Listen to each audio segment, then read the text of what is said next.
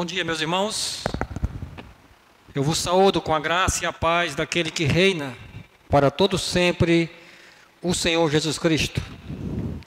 Vamos abrir a palavra de Deus nessa manhã, mais uma vez em 1 de Pedro, primeira carta do apóstolo Pedro, ainda no capítulo 1, e desta feita faremos a leitura do verso 13 ao verso de número 16.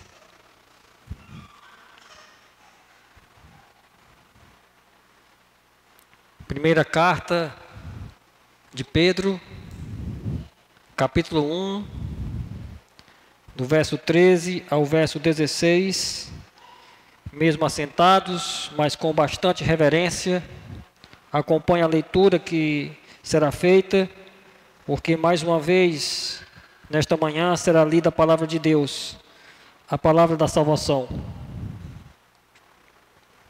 E a palavra do Senhor, de forma inerrante, nos diz assim: por isso, cingindo o vosso entendimento, sede sóbrios, e esperai inteiramente na graça que vos está sendo trazida na revelação de Jesus Cristo. Como filhos da obediência, não vos amoldeis às paixões que tinhas anteriormente na vossa ignorância. Pelo contrário, segundo é santo aquele que vos chamou, tornai-vos santos também vós mesmos em todo o vosso procedimento. Porque escrito está: sede santo, porque eu sou santo. Amém. Vamos orar mais uma vez. Senhor Deus, nós queremos mais uma vez pedir a Tua graça em nossas vidas. Pedir que o Senhor Deus mais uma vez nos abençoe nesta manhã. Que vamos ouvir a pregação da Tua palavra, o Vox Dei. E que ao ouvirmos, ó Deus, a exortação graciosa da palavra do Senhor, não venhamos a endurecer os nossos corações, mas que possamos ser quebrantados nessa manhã. E possamos, ó Deus, estarmos rendidos diante da palavra do Senhor. Que o Senhor nesta manhã nos dê ouvidos para ouvir o que diz o Teu Espírito a essa igreja. Que o Senhor Deus nos faça enxergar o Evangelho contido nesse texto. E que nós, ó Deus, possamos enxergar Cristo através da Tua palavra. Que o Senhor Deus, ó Pai, possa usar a minha instrumentalidade para que a Tua palavra possa edificar a Tua igreja. Que o Senhor Deus, pela Tua graça, pelo Teu poder, através do Evangelho nesta manhã, possa desfazer toda a incredulidade que possa haver entre nós. E que assim, ó Deus, o Senhor Pai, nosso Pai, possa estar nos abençoando com o entendimento da palavra do Senhor. Aos homens, às mulheres, jovens, adolescentes e às nossas crianças, que ficam para ouvir a Tua palavra. E nós sabemos que, assim como qualquer outro, elas podem ser alcançadas pelo poder da Tua voz. E assim o Senhor Deus possa abençoar tanto a esse que fala, como a todos que escutam. É o que nós pedimos em nome de Jesus. Amém. Você é uma pessoa obediente? Se você olhar, você que já é adulto, e você olhar lá para trás, você vai lembrar que você sempre obedeceu aos seus pais, aos seus professores. Você sempre foi uma pessoa difícil de obedecer. Crianças, vocês têm obedecido os pais e aqueles que têm autoridade sobre vocês, ou vocês têm também sido desobedientes? Porque nós queremos que as pessoas nos obedeçam, né? Nós queremos que os nossos filhos, aqueles que têm, sejam obedientes também. Mas será que nós temos facilidade em obedecer?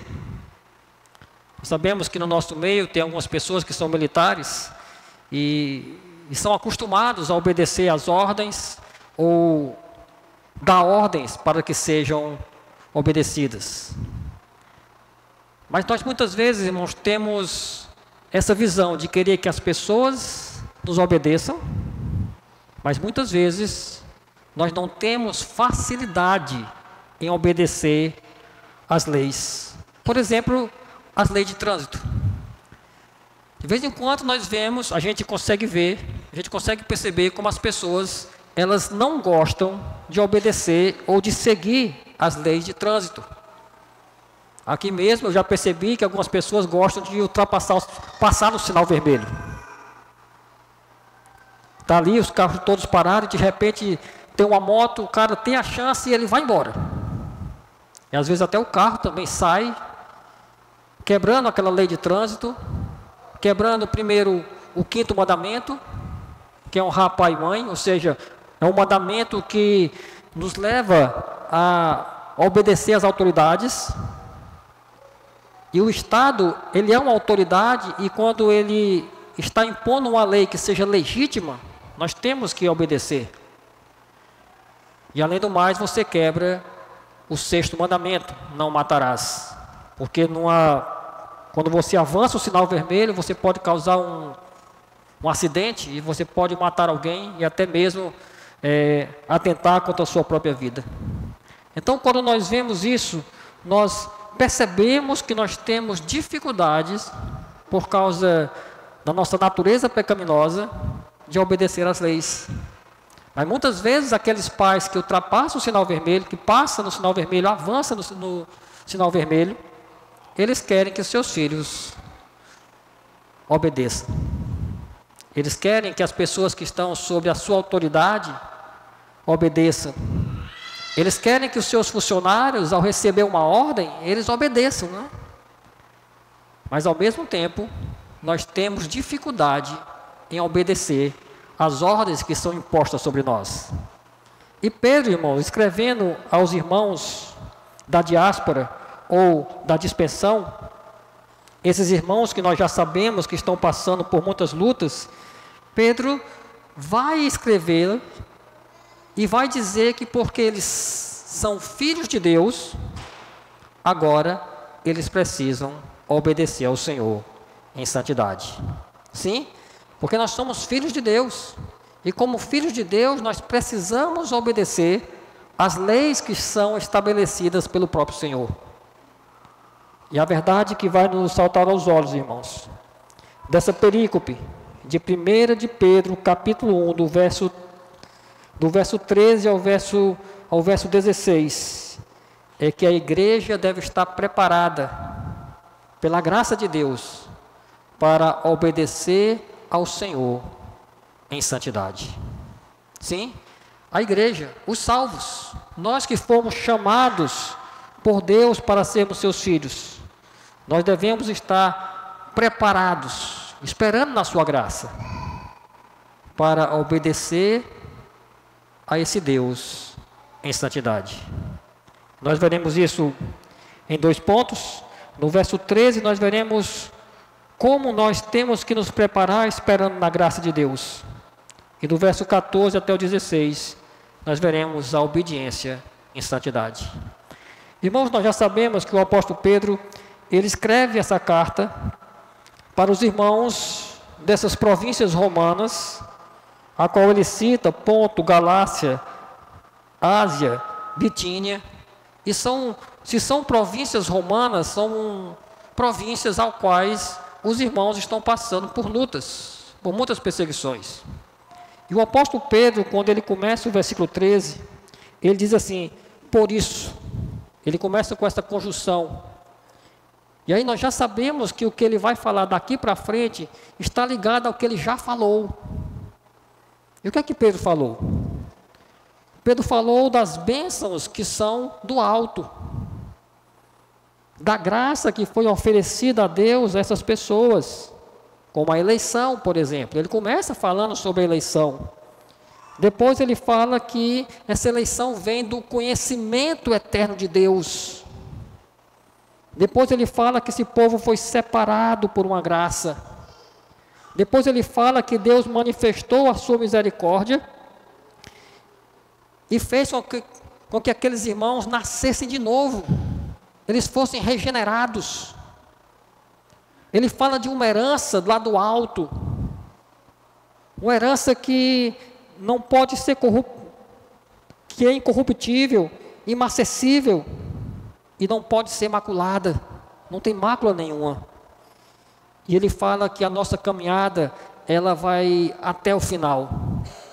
Deus vai nos fazer perseverar em meio de tantas lutas, e nisso nós devemos nos alegrar, porque nisso tudo, nas lutas, nas dificuldades, a nossa fé será o quê? Confirmada o seu valor, e a esperança de nossa fé também será confirmada.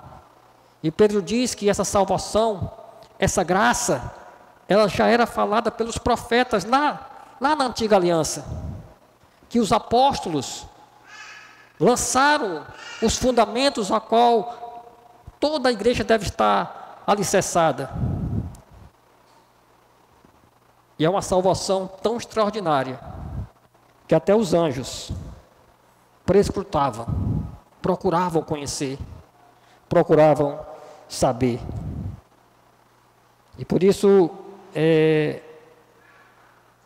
esse evangelho, esse poder de Deus para a salvação, ele pode sustentar a igreja em meio a toda e qualquer situação.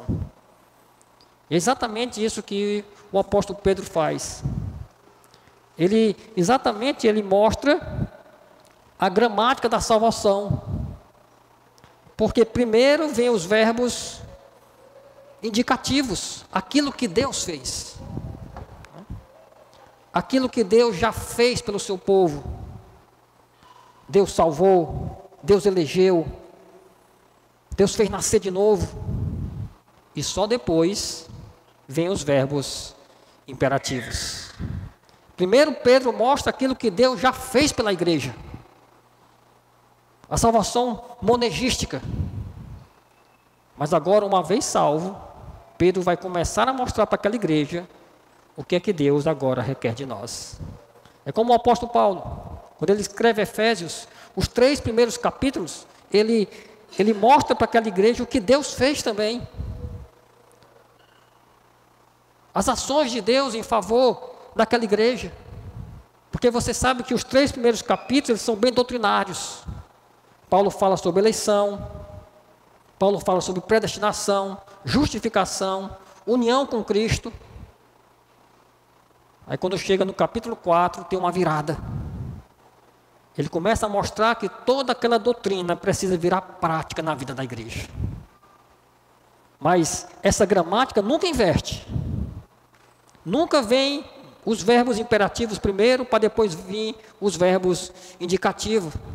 Se ela inverter, vira salvação pelas obras. Depende do que você faz. Não, é sempre aquilo que Deus fez primeiro, desde a antiga aliança.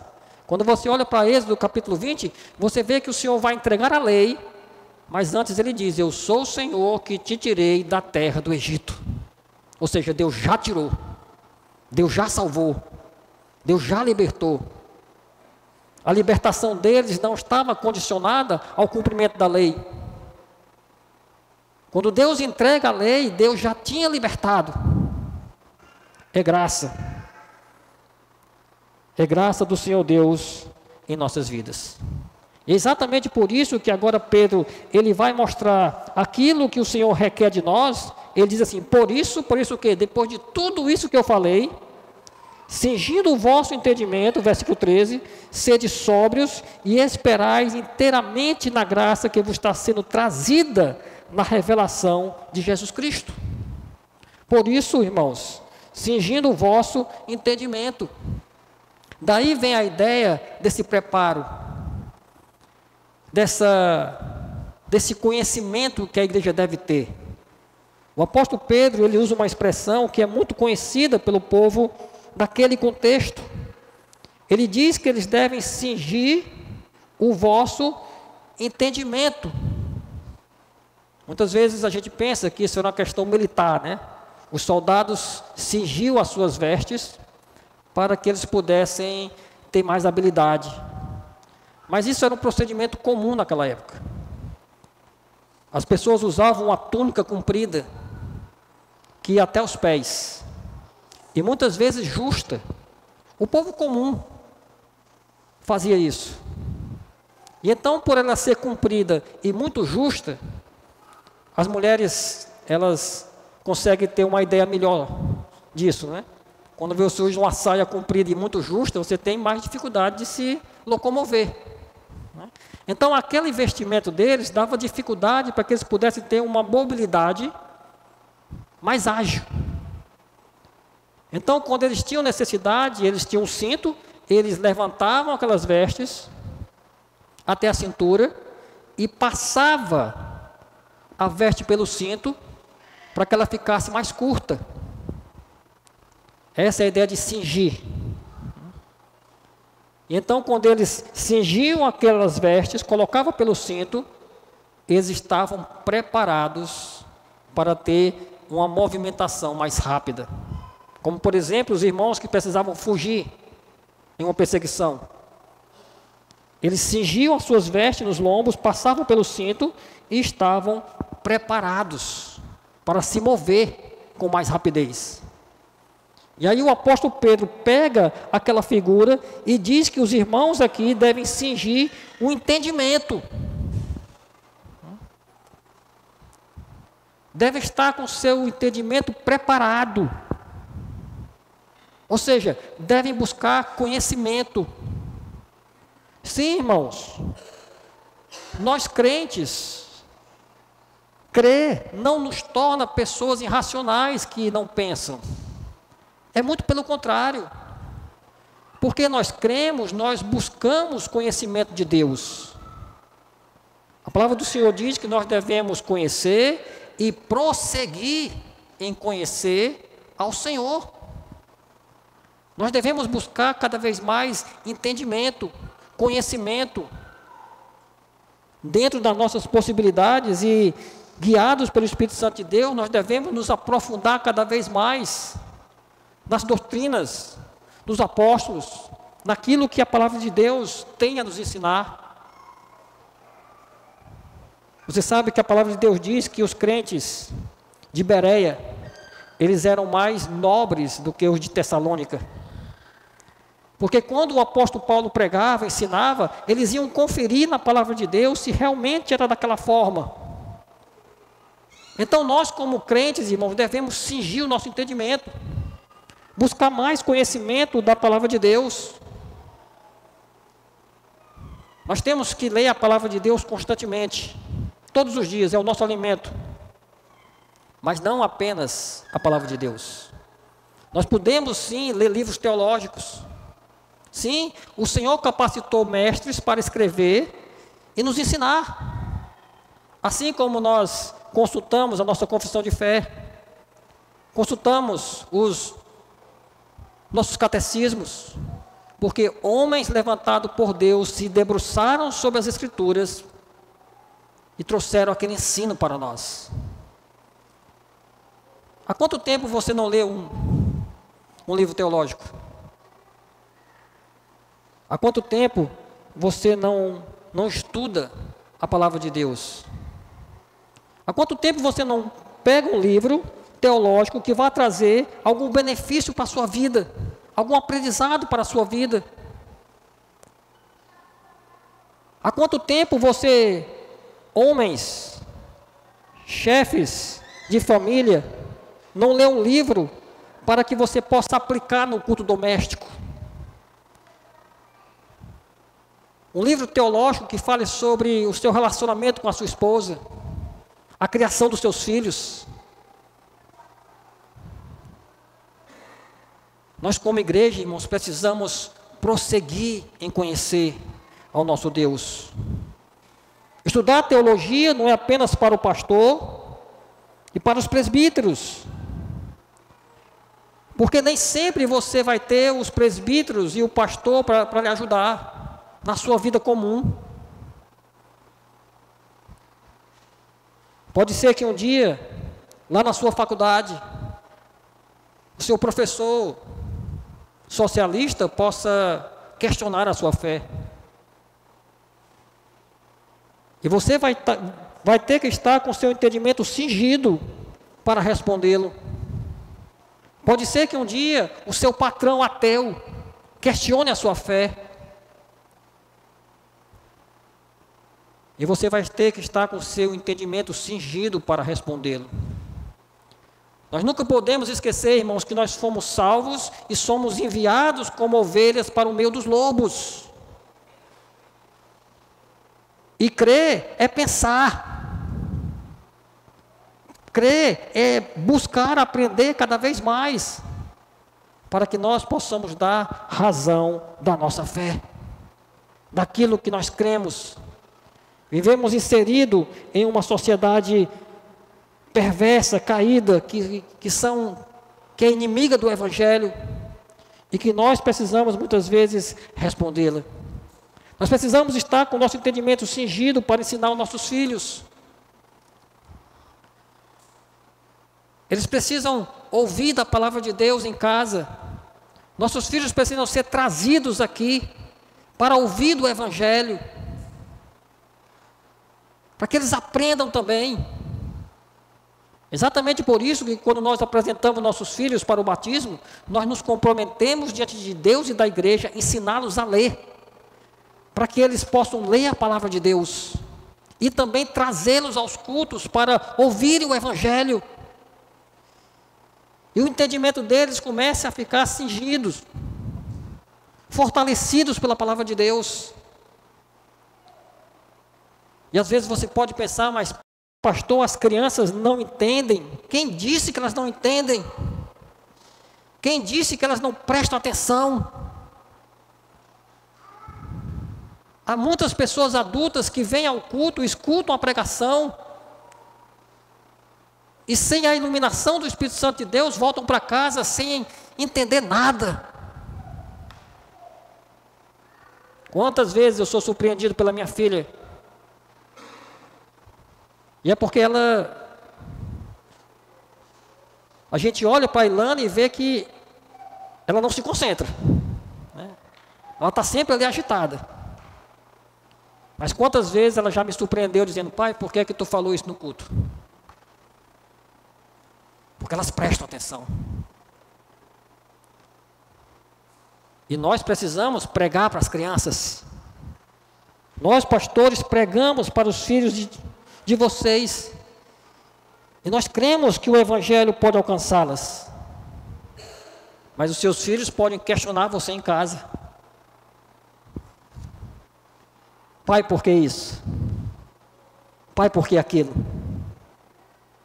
E você precisa estar preparado para responder ao seu filho. Se você não souber, você tem que perguntar ao pastor. E o pastor precisa estar preparado para responder. Então, a primeira coisa que Pedro diz para aquela igreja é que eles devem cingir o entendimento. Eles devem buscar compreender. Irmãos, nós como crentes, nós precisamos pensar. Na verdade, o crer é que nos faz seres racionais. A nossa fé, ela é racional. Nós buscamos aprender, compreender as coisas, enxergar até onde Deus nos permite. E o apóstolo Pedro, ele vai prosseguir dizendo: por isso, cingindo o vosso entendimento, sede sóbrios, e esperai inteiramente na graça que vos está sendo trazida na revelação de Jesus Cristo. Buscando esse entendimento, preparando esse entendimento, ele diz: sede sóbrios. A palavra sóbrio aqui, ela é o contrário de ébrio. Ébrio não é uma palavra muito usada por nós, né? Mas o ébrio, geralmente, é aquele que está alcoolizado, que deixou que o álcool dominasse a sua vida. Então o apóstolo Pedro, ele diz que nós devemos ser sóbrios. Não devemos deixar que algo nos domine. Nós sabemos que a bebida, quando ela domina alguém, e é por isso que nós precisamos ter cuidado com ela, ela causa muito prejuízo. Famílias são destruídas por causa de bebida. Mas quando nós olhamos para a pergunta 136 do nosso Catecismo Maior, que fala sobre os pecados cometidos na quebra do 6º mandamento, não matarás ou não assassinarás, os nossos pais de Westminster diz que nós devemos ser sóbrios na bebida, na comida, no trabalho e na recreação. Ou seja, nós perdemos essa sobriedade quando algo nos domina, mesmo que não seja pecaminoso em si mesmo. Se torna pecado quando nós deixamos dominar. É exatamente uma separação naquilo que Deus fez para o nosso deleite, como por exemplo a bebida. Mas se você permitir que a bebida lhe domine, ou que você acha que você tem uma necessidade daquilo, que você não pode viver sem aquilo, aquilo é pecado. Mas essa sobriedade também tem que vir em outras partes da vida, como por exemplo a comida. Quando você come demasiadamente. Porque tem um ditado aí que rola nas igrejas, principalmente pentecostais, né? Até mesmo em igrejas presbiterianas, que crente não bebe, mas come, que é uma beleza. Como se a comida não fosse, como se comer demasiadamente não fosse pecado. Sim. A psicologia vai dizer que você comer demasiadamente é um distúrbio. Você está doente, você precisa ser o quê? Tratado. Mas o que a Bíblia diz? Que comer demais é pecado. Demasiadamente. Incontrolavelmente.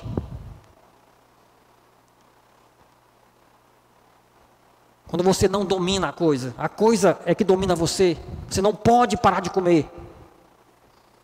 Você não pode evitar certo alimento. Mas não só a bebida, a comida. O sono. Irmãos, quem é que em sã consciência não gosta de dormir, né? Dormir é bom demais. Mas você não pode deixar que o sono domine você. Você não pode deixar que o sono domine você a ponto de você não conseguir vir ao culto matutino.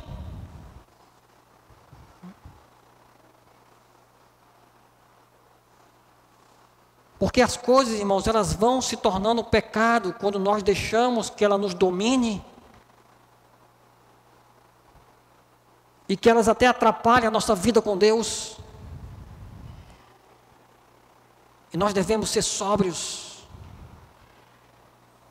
O apóstolo Paulo diz que nós não devemos nos embriagar com o vinho que causa dissolução, mas devemos ser cheios do Espírito. Mas ali o apóstolo Paulo ele poderia ter dito: não deixei-vos embriagar com comida, com recreação, trabalho demais,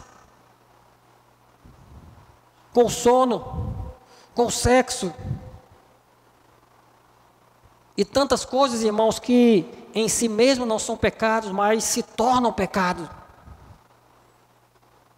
Internet não é pecado. Usar a internet é uma facilidade para nós, mas pode se tornar. pode se tornar se você não tiver o domínio da coisa. E aí o apóstolo Pedro diz: sede sóbrios. Seja sóbrio em todas essas coisas e esperar inteiramente na graça que vos está sendo trazida na revelação de Jesus Cristo. E aí ele traz a graça. Isso não vem de nós, irmãos, vem da graça de Deus. Vem pelo poder do Evangelho. Essa revelação de Jesus Cristo que é trazida para nós. O verbo trazer, no grego, é um particípio que dá essa ideia de continuidade. É o nosso gerúndio. A ideia de que está constantemente sendo trazida para nós, para que nós possamos nos fortalecer, para que nós possamos ser cada vez mais, ter um entendimento cingido. Constantemente você é alvo da graça de Deus. Quando você vem aqui nessa igreja, todos os domingos, e escuta o Evangelho. Essa graça, irmãos, que os profetas falavam. A salvação que os profetas falavam, que eles não tinham total entendimento como nós temos, porque nós temos a revelação total em nossas mãos, completa, mas eles não.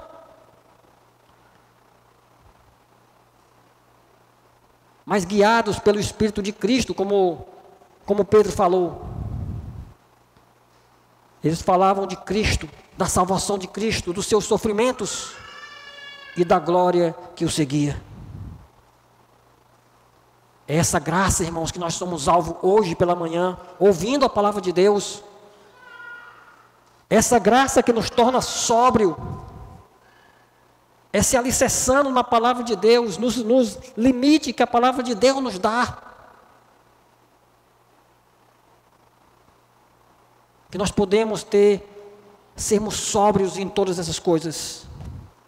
Que nós podemos usufruir da criação, de tudo que Deus fez.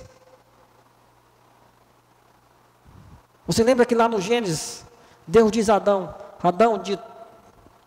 de todas as árvores do jardim você pode comer, menos da que está no meio do jardim. O que foi que Deus disse a ele? Você pode usufruir da criação. Você pode usufruir de tudo que eu fiz. Você só não pode pecar.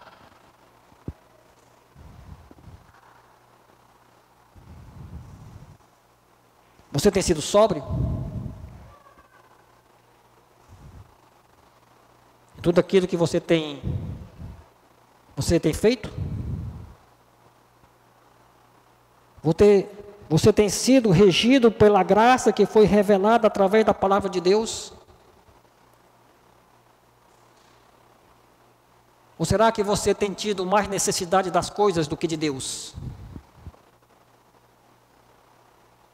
Ou será que você tem sentido mais prazer na criação do que no Criador?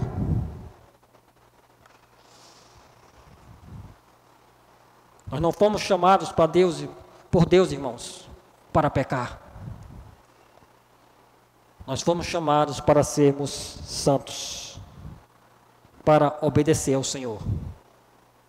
Não para sermos salvos, mas porque somos salvos.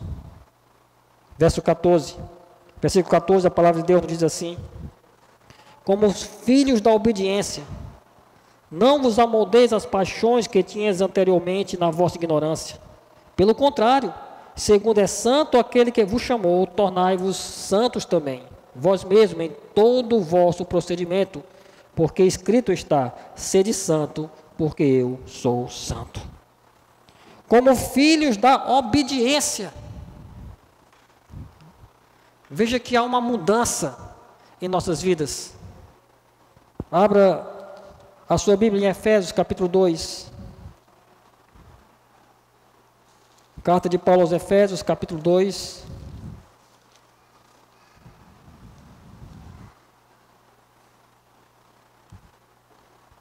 Versículo 2.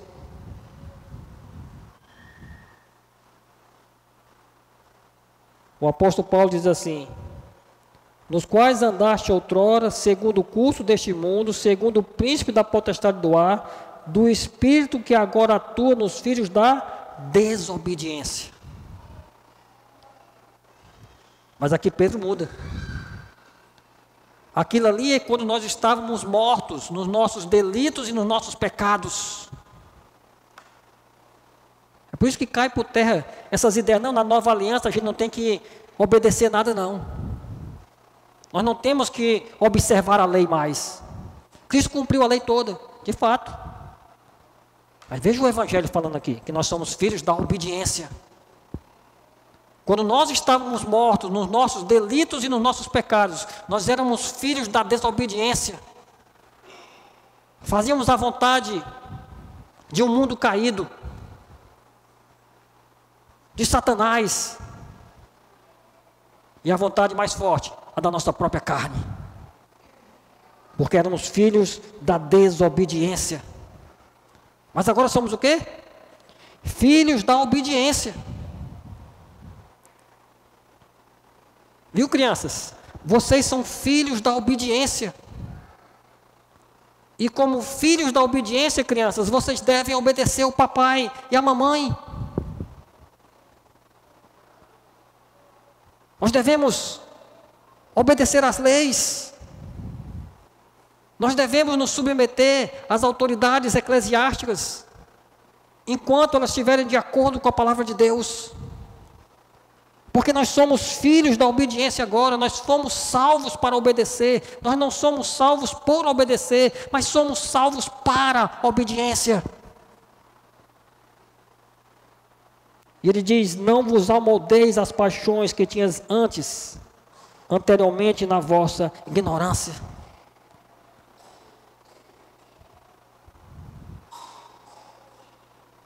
Não se moldem mais pela loucura pecaminosa. Quando vocês eram mortos em seus delitos e nos seus pecados, as paixões carnais guiavam vocês. Vocês não devem mais se moldar por isso. Vocês agora são filhos da obediência. Vocês não são mais ignorantes. O entendimento foi aberto, vocês agora conseguem enxergar a verdade. Vocês agora têm o Espírito Santo. E um dos frutos desse Espírito Santo é o domínio próprio.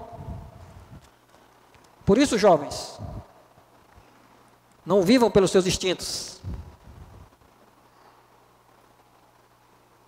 Não vivam pelas suas paixões. Sejam guiados pelos princípios da palavra de Deus. Porque você foi salvo para isso. Homens, não conduzam os seus casamentos, as suas esposas, os seus filhos, segundo as suas paixões, segundo o seu entendimento caído. Tornem-se melhores pais, melhores maridos, vivendo pelos princípios da palavra de Deus, guiados pelo seu Espírito. Lembre que você agora é um filho da obediência. Lembre que o Evangelho diz que você deve amar a sua esposa, assim como Cristo amou a igreja. É assim que nós devemos viver agora, sob a luz do Evangelho. Mulheres, não sejam guiadas pelos seus instintos. Lembre que vocês agora vivem sob a luz do Evangelho, da graça de Cristo, que é trazida continuamente a você. E é esse Evangelho da salvação que deve nortear a sua vida. Então não sejam mulheres iracundas, queixosas, irritadas, nem mesmo naqueles dias que os hormônios estão mais inflamado e você acha que você pode brigar com todo mundo. Lembre que agora nós temos a luz do Evangelho em nossas vidas.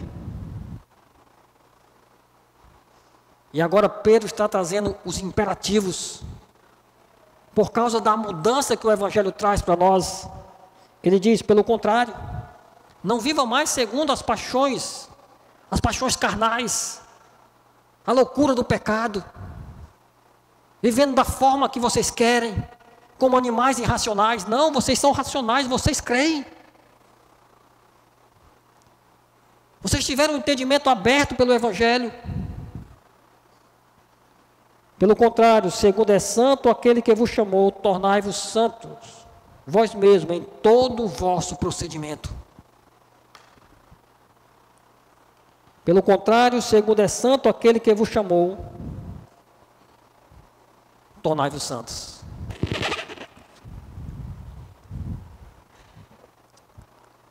Quem chamou você? O apóstolo Pedro começa a carta dizendo que eles foram eleitos, ou seja, chamados para fora. Quem foi que chamou você para fazer parte do seu povo? Deus. Então o apóstolo Pedro diz que, pelo contrário, nós devemos abandonar as paixões, aquilo que anteriormente guiava nossas vidas, as pressões externas de um mundo caído, do inimigo de nossas almas, a pressão interna, a nossa natureza pecaminosa, o nosso velho homem. Mas agora sejamos santos, assim como Deus é santo em todo o nosso procedimento. Em todo o procedimento, irmãos. Em tudo que você vai fazer. Principalmente daqueles portões para fora. Porque é muito fácil ser santo aqui. No meio da reunião solene. Mas Pedro está dizendo que você deve ser santo em todo o seu proceder, em toda a sua vida. Porque não existe uma dicotomia entre vida eclesiástica e vida secular. Não, você é crente aonde você estiver. E aonde você estiver, você tem que ter um proceder santo, diferente. As pessoas precisam enxergar em você a mudança que o Evangelho trouxe. Em todo o seu proceder. Em tudo que você vai fazer. Em tudo que você vai estudar. Você vai fazer a partir de Deus. Sabendo que há um Deus que existe, que governa todas as coisas. E é por isso que quando você vai jogar sua bola, bater sua bola, você vai jogar bola com santidade. Você vai jogar o vôlei. Você vai jogar o vôlei com santidade.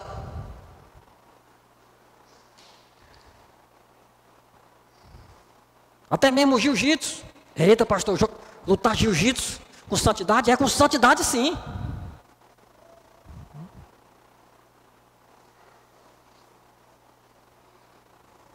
Conheci um pastor que ele dizia assim: rapaz, quer saber se o cabo é crente mesmo?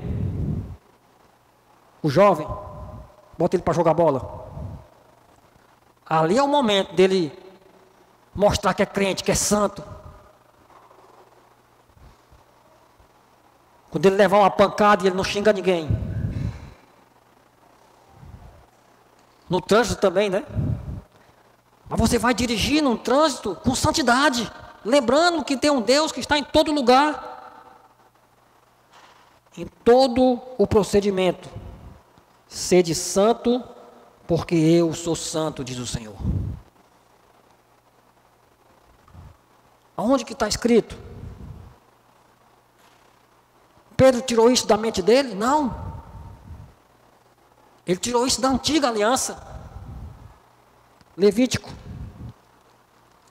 capítulo 19.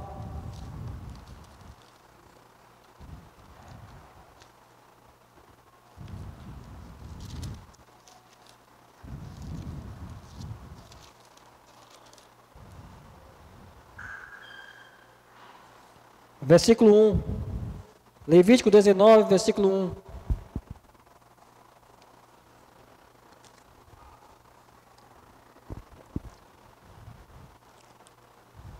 Disse o Senhor a Moisés: fala a toda a congregação dos filhos de Israel e diz-lhes: Santo serei, porque eu, o Senhor, vosso Deus, sou santo. Cada um respeitará sua mãe e o seu pai, e guardará os meus sábados. Eu sou o Senhor, vosso Deus. Não vos virareis para os ídolos, nem vos fareis deuses de fundição. Eu sou o Senhor, vosso Deus. Quando oferecerdes sacrifício pacífico ao Senhor, oferecê-lo-eis, para que sejais aceito. No dia em que ofereceres e no dia seguinte se comerá, mas o que sobejar ao terceiro dia será queimado. Se alguma coisa dele for comida ao terceiro dia, é abominação, não será aceito. Qualquer que comer levará a sua iniquidade, porquanto profanou coisa santa do Senhor. Por isso será eliminado do seu povo. E se você continuar lendo, irmão, você vai ver que o Senhor Deus vai falar vários pontos do procedimento do povo. Depois você lê em casa. E isso ali que o Senhor fala em Levítico 19 é ser santo. E você vai ver que Cristo resume isso aí dizendo: amarás o Senhor teu Deus de todo o coração e ao próximo como a si mesmo.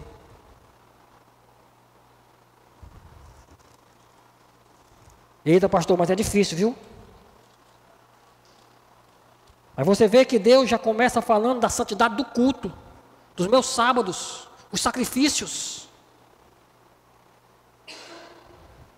E depois ele começa a falar das coisas do dia a dia. Ele fala até em respeitar os pais. Mas ele fala dos sábados, dos sacrifícios. Porque ele é santo. E é por isso que o culto é santo. E o culto não é santo porque nós não batemos palma. O culto não é santo por nenhum procedimento nosso, mas por causa da presença de Deus nessa manhã.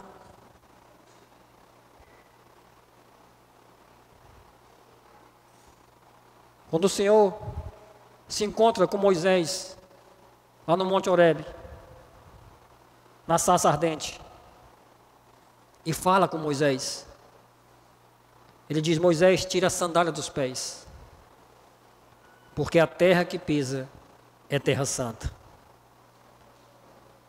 Mas o Horebe não tinha nada de santo. Ele estava santo por causa da presença de Deus. É por isso que essa reunião é santa.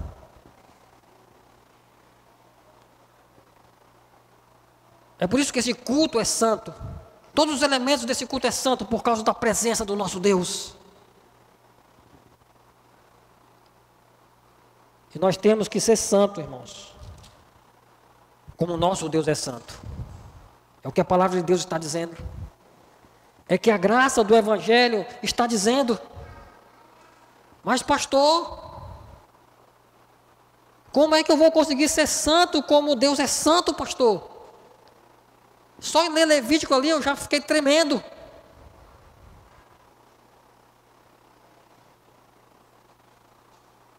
Como é que eu vou conseguir ter esse procedimento santo? Como é que eu vou alcançar esse patamar? Eu que sou um pecador miserável.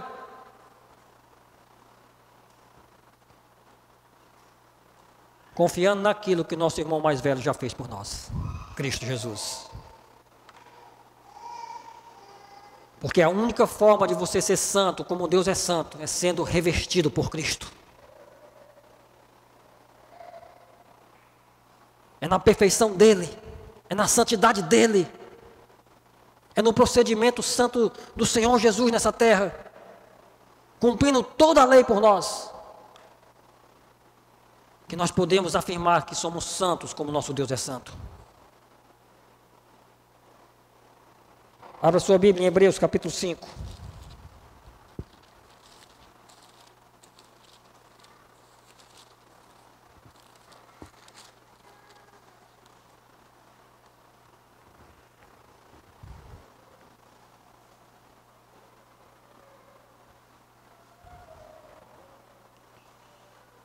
Hebreus capítulo 5, verso 1 diz assim: porque todo sumo sacerdote, sendo tomado dentre os homens, é constituído nas coisas concernentes a Deus, a favor dos homens, para oferecer tanto dons como sacrifício pelos pecados, e é capaz de condoer-se dos ignorantes e dos que erram, pois também ele mesmo está rodeado de fraqueza. E por esta razão deve oferecer sacrifício pelos pecados, tanto do povo como de si mesmo. Ninguém, pois, toma esta honra para si mesmo, senão quando chamado por Deus, como aconteceu com Arão. Assim também Cristo, a si mesmo não se glorificou para se tornar sumo sacerdote, mas o glorificou aquele que lhe disse: tu és meu filho, hoje te gerei.